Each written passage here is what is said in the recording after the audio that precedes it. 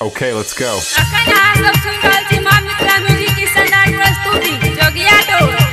Take this out. Mixed by Sonu Kushwaha ठेकहा बाजार मोतिहारी। नाचा अइला छौरी तू त नाच के देखा गई डीजे पर छौरी अपन कमर हिला गे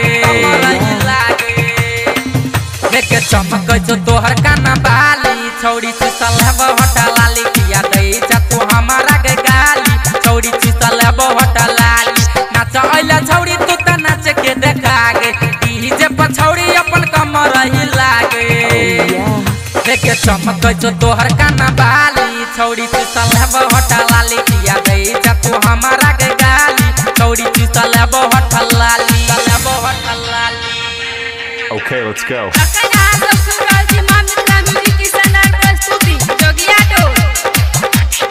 Mixed by सोनू कुशवाहा ठेकहा बाजार मोतिहारी।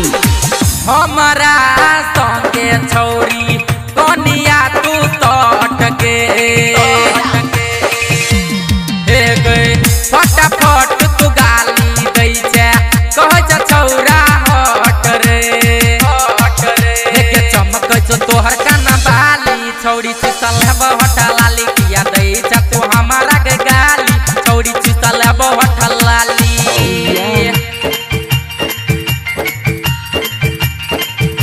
Okay, let's go.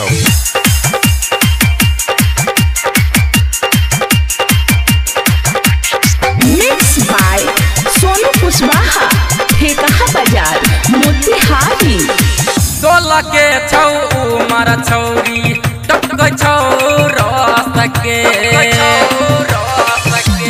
सुनना हमारा पिया दे गोरकी अपन तोमर सगे नहीं होई छौ त पिया दे के तारी छौरी चुसल हटा लाली किया दई जा तू हमारा के गाली छौरी चुसल हटा लाली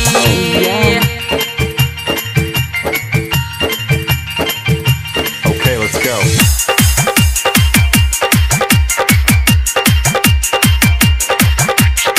Mixed by सोनू कुशवाहा ठेकहा बाजार मोतिहारी। जखन चढ़ै छै डीजे पगोर की दै जा तू कमर हिलाई